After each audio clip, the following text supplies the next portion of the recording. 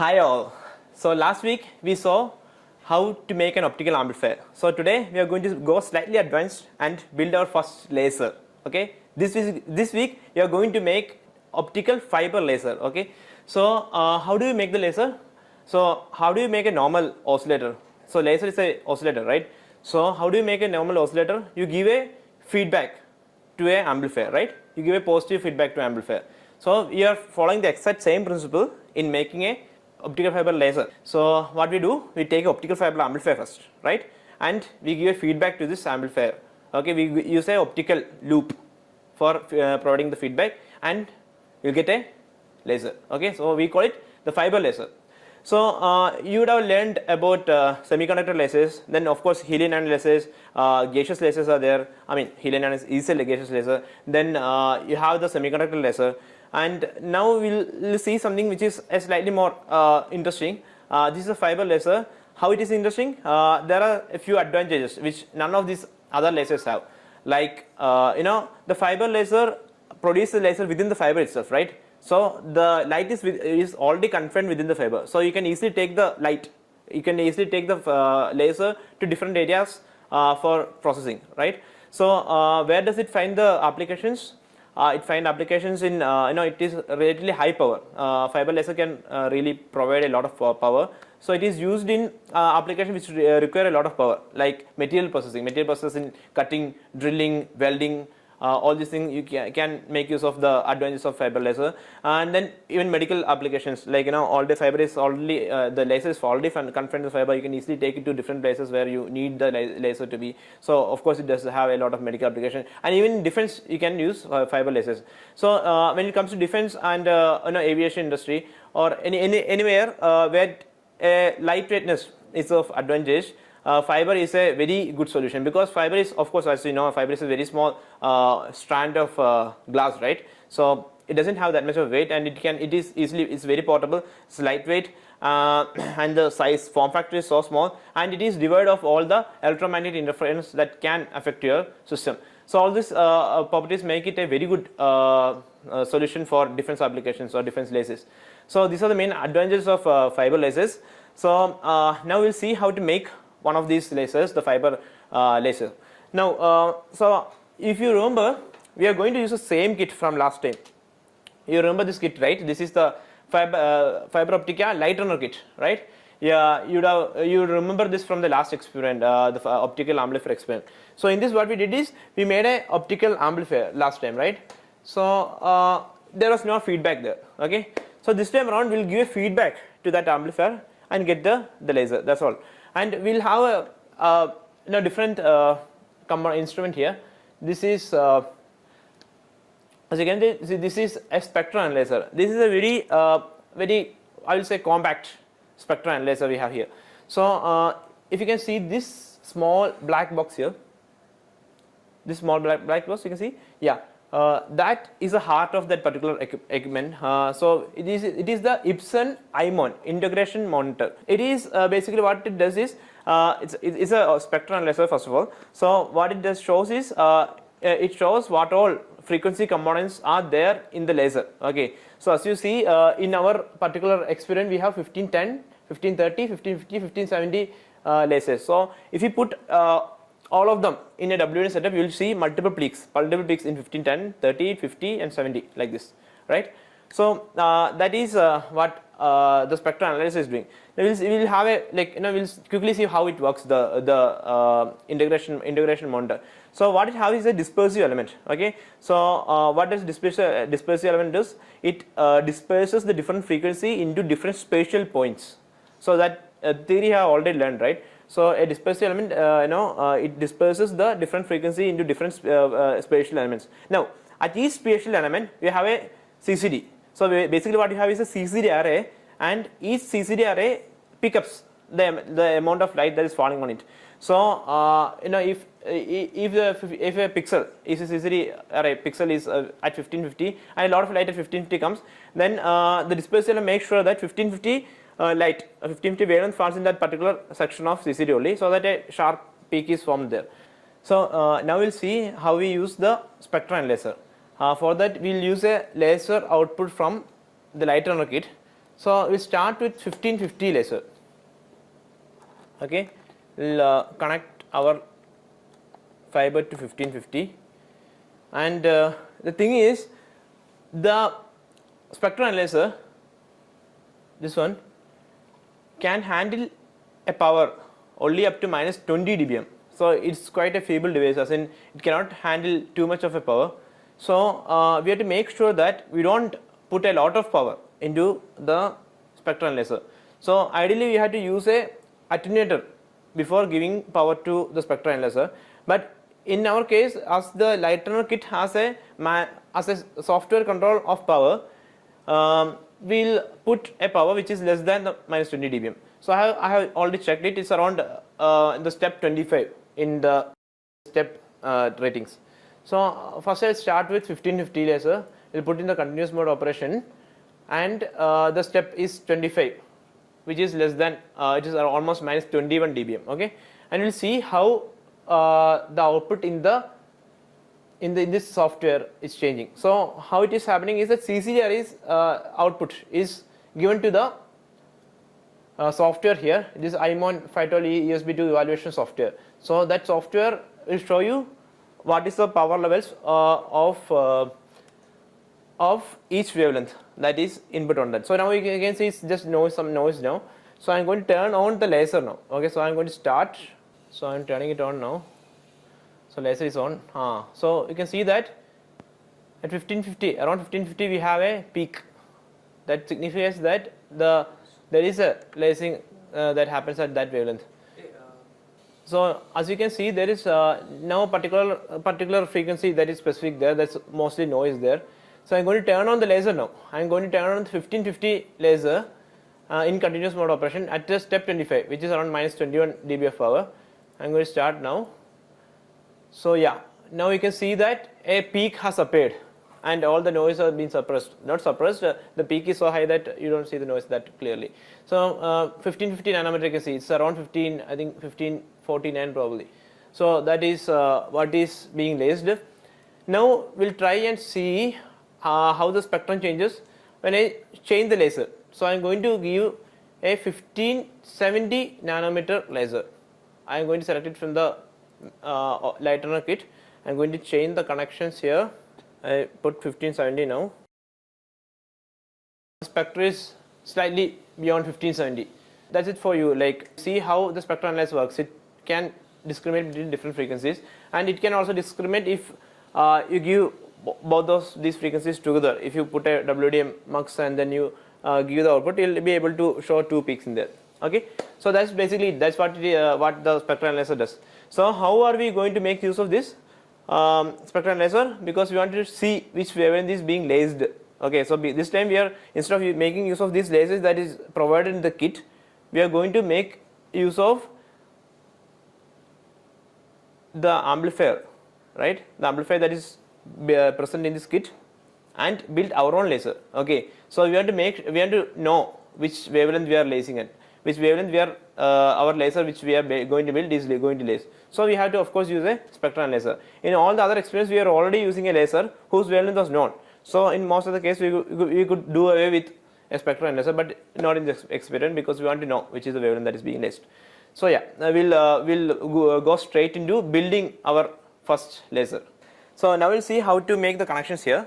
You are already familiar with the fiber amplifier connection, right? So there is only slight modification in that connection. So all you are giving is a feedback. So feedback, you have to split the for the feedback, you have to split the output into two. You have to use a coupler for that.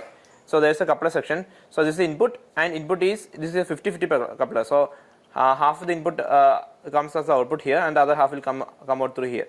So this is the coupler section. So you will be using this coupler section along with the EDFA, and the half of the output that is taken out from this coupler is used to view how much lacing is obtained. Okay, and the other half is used for the feedback, right? So that's the entire setup. So as you can see in the connection diagram, there is no input that is used in this section. So we are going to make a laser, right? There is no need of any input. The only input is the pump that is used here. That means this section is totally unused, and the heart of the section is this, which is the EDFA. Now in the center lies the EDFA pump. The pump has to be connected to the 980 pump input port in the WDM coupler, right? Here you have to connect it here, and the COM port needs to be connected to the EDFA output. This is the EDFA, this is the erbium fiber. This is the fiber, and fiber output has to be connected to this COM port, and the output. So our 1550 lacing or whatever wavelength is being laced is going to come out through this port, right? It is because it's the 15XX port. So wavelengths around that 1550 region will come out through this port. So we are going to give that output to this coupler input, and we are going to and it will have two outputs. This one output 1 and output 2. Output 1 you will see it will use for monitoring on a power meter, and output 2 will use for feedback. So you will take this output from here, take it and give here as the input of the EDFA, and there is internal connection. There is the erbium dot fiber sitting below this, and then you have to connect the EDFA output to the COM port here. So that's all the connections we are going to make now.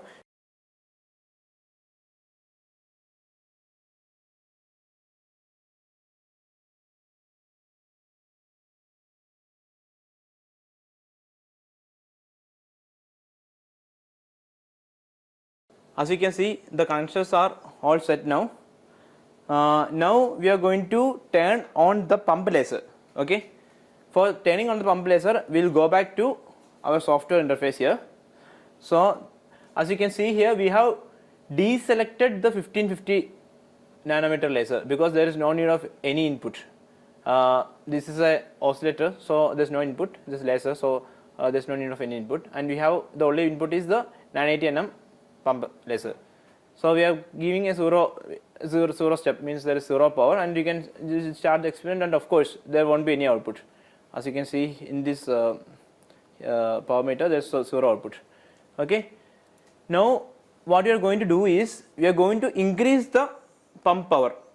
We are going to increase the pump power in steps of 10 or 20 or something, and we will see how the output laser power looks like.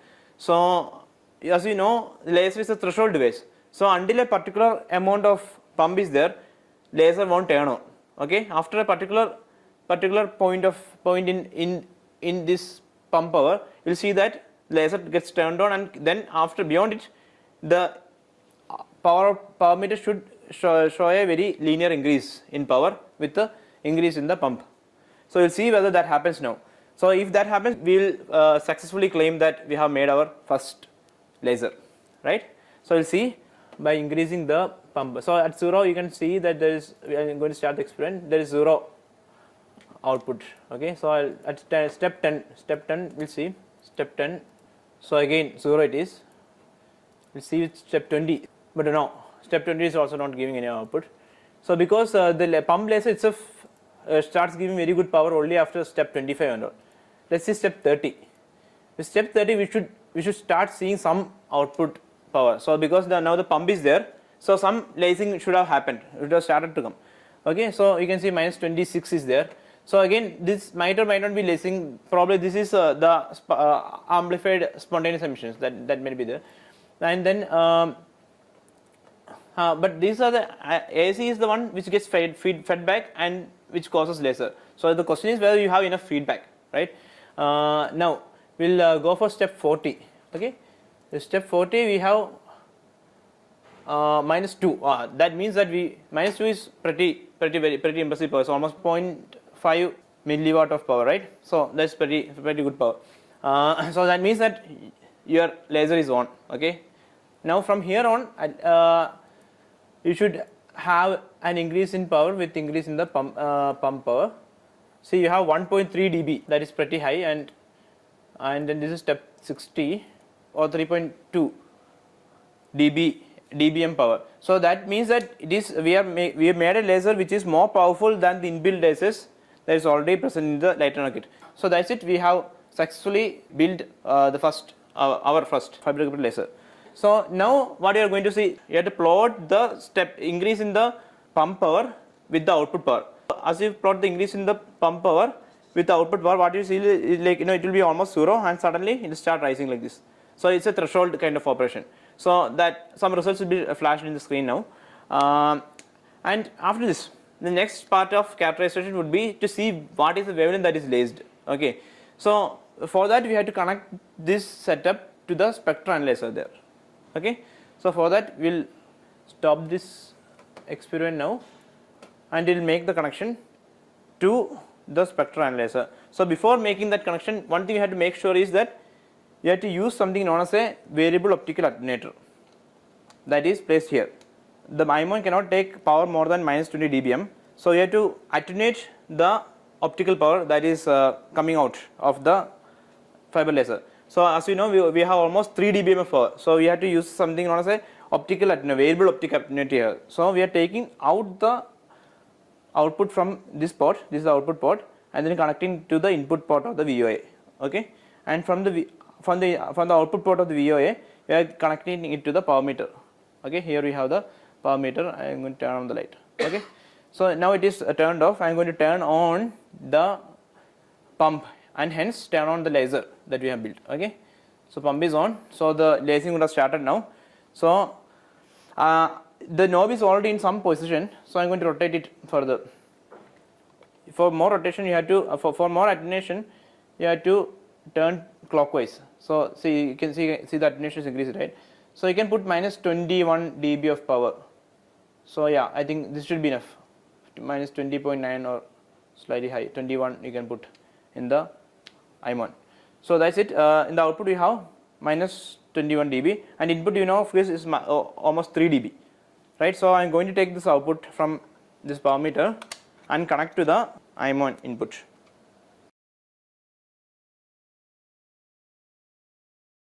Now we'll see the output in the screen, how things are happening. So now that now the power is off. Now I am going to turn on the pump and see how the output is going to be obtained. So I am going to start the pump now. Started. See, you can see there are a few wavelengths that is lasing. Okay, so it's not a single wavelength. Okay, sometimes it's around 1560 though. Okay, so in that range we have multiple wavelengths that is getting generated like this. Okay, so that is because there is no wavelength selective element in this particular setup. As you know, the EDFA spectrum, you can see the EDFA spectrum here. It can give gain to multiple wavelengths. So there is a chance that multiple peaks will get the gain. They will fight for gain, and sometimes a particular wavelength will win like this one, and sometimes other wavelengths will also compete and win like this. So we cannot really say that which wavelength we are going to obtain from this setup. For that, we will go for a slightly more advanced setup in the next section of the experiment. So in the last part of the experiment, what you saw is that you can make a laser, but you don't have much control about the wavelength at which it lasers, because the EDFA has a flat spectrum. You can laser in a particular wavelength actually, but it varies, right, with different factors. So in this part of the experiment, we are trying to stabilize that, or we are going to fix that wavelength. Okay, we are going to say that this is the particular wavelength at which I want lasing. Okay, for that, what we make use is something known as a FBG, fiber Bragg grating. Fiber Bragg grating is just a refractive index pattern. Okay, so basically fiber has a core and cladding, right? The core refractive index is made in a pattern such that there is a pattern of high and low refractive indexes. So suppose that has a capital lambda spacing, then the wavelength that is reflected will have 2 into effective refractive index into capital lambda will be the wavelength that is reflected back of the grating. So we make use of that principle to construct a cavity or a loop, fiber loop, which is selective to a particular frequency. So the wavelength that is reflected by the Bragg grating is called the Bragg wavelength, and we call it lambda b. Okay, so if we can construct a cavity such that we get a particular lambda b that is reflected back from that grating, which is the only wavelength that is allowed to propagate in the loop, then we will be able to sustain that particular wavelength in the particular loop. So it's a very simple thing we are going to do in here. So what we do is we are going to add a FPG to this cavity, to this loop, fiber loop. So what you do is that with how we do that, we have a FPG in our kit, right? So the thing is we cannot put it in like in a series way in the circuit. What you do is that you have to get the lambda B reflected back from the FPG, right? So for that you'll use a particular setup diagram, schematic like shown here. So yeah, from that we'll move into connecting the particular setup.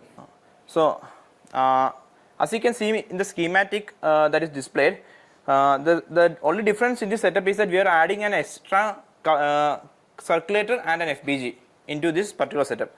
So the difference is that the output of the laser which we are taking from this coupler output, so which was earlier fed back to the EDFA like this, is now being redirected to the circulator.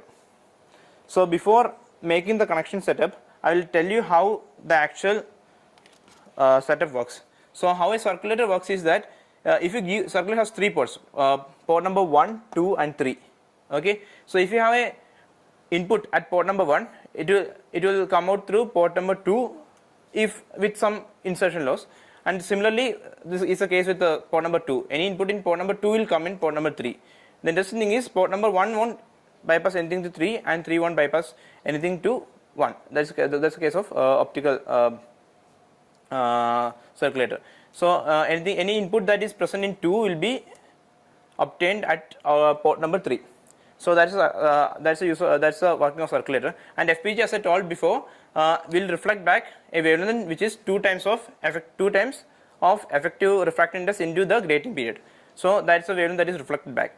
So how are you going to use this? That now we are going to make the output to go into the circulator first. So the laser is going to come out of port number 2 because the connection is now in 1. The output is going to be in port number 2. From port number 2, we have to connect the output to the FPG. Okay. Now what happens here is the laser that is coming out of coming into the port number 1 is going to into port number 2, and there is a FPG that's there. Okay, so only the wavelength, only 15, so it is here 1550 it is. Okay, only 1550 gets reflected back through that port, from that FPG. So that will come in through, so that will come in back through this fiber into port number 2. So that's a input at port number 2. So that input is redirected to port number 3 here. So all you have to do to finish the loop is connect this port number 2 to the input of this EDFA. So that is what you are going to do right now. You are going to take a fiber and make the connection.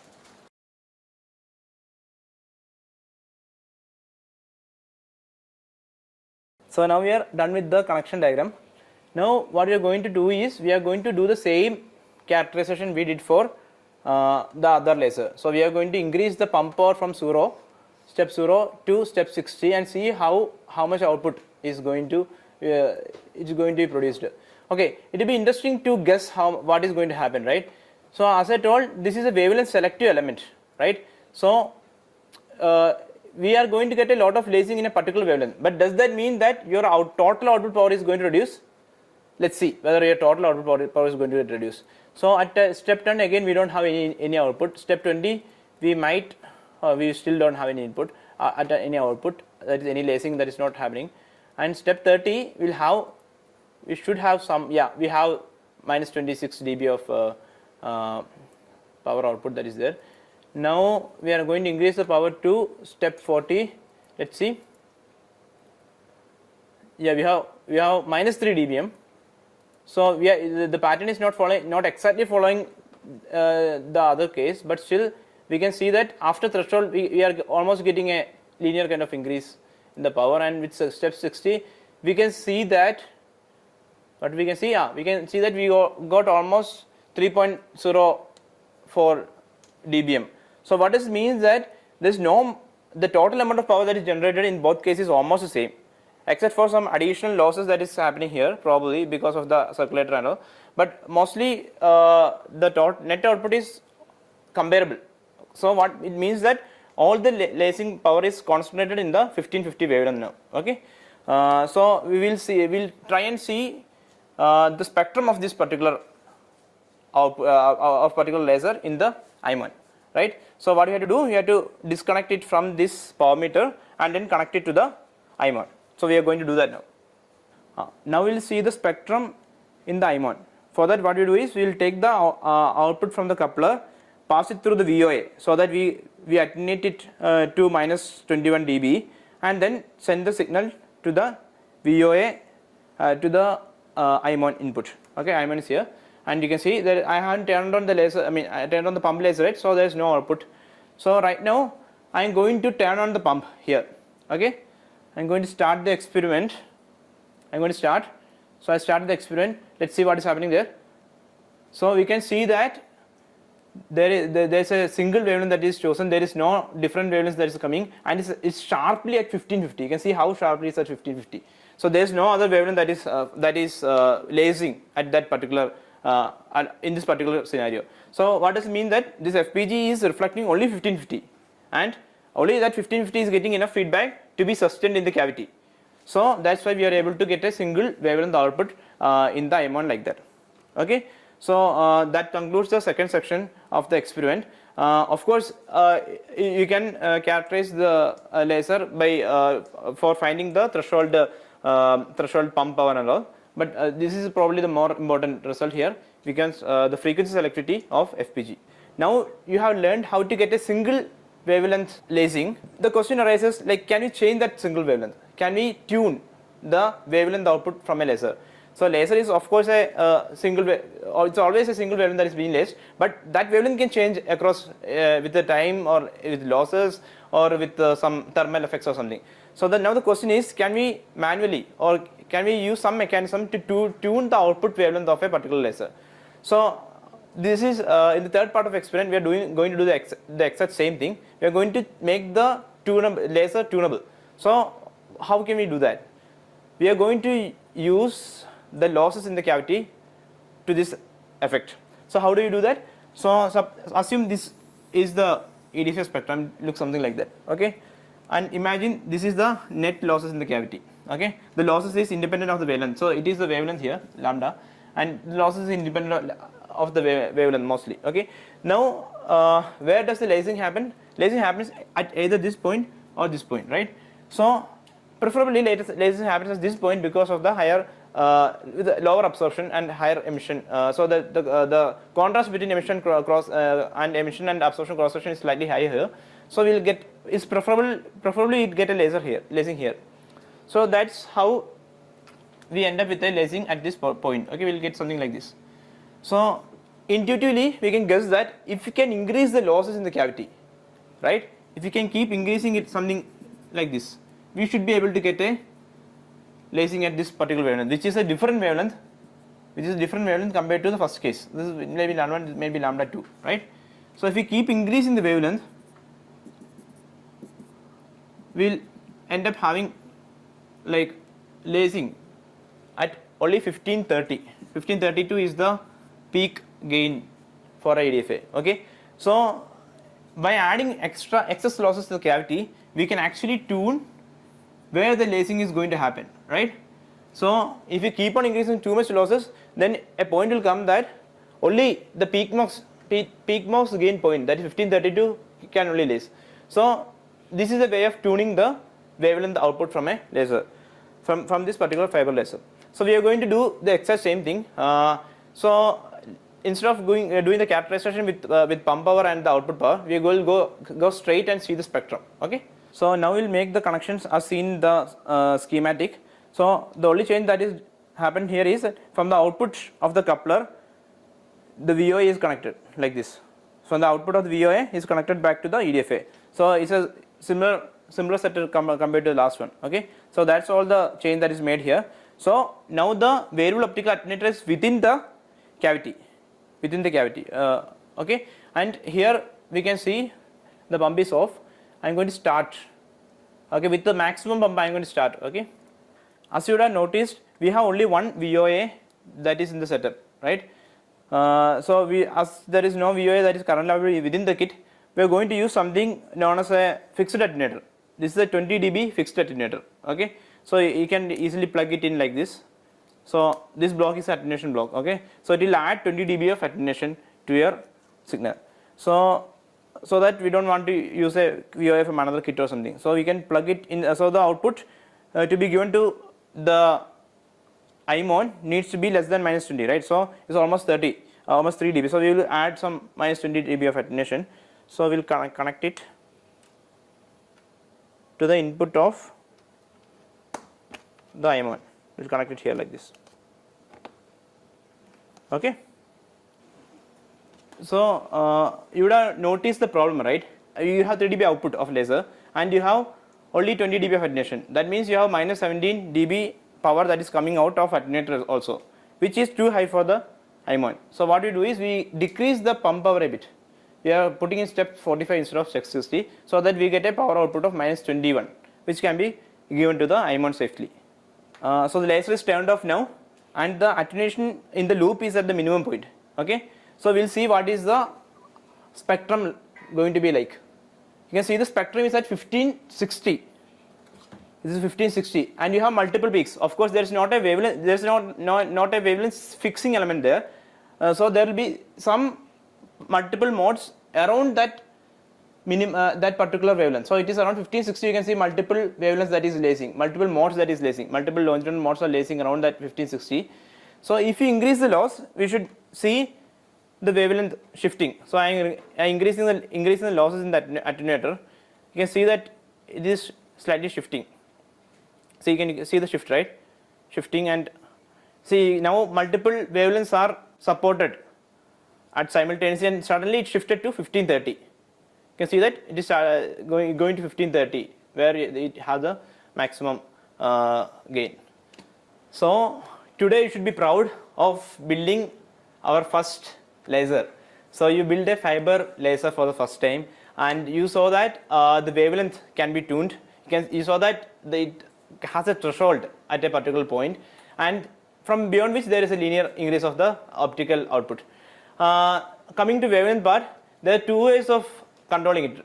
You can use a wavelength fixing element like FPG for getting the particular wavelength output, and if you want tunability, you can use a VOA for tuning the wavelength that the laser lasers.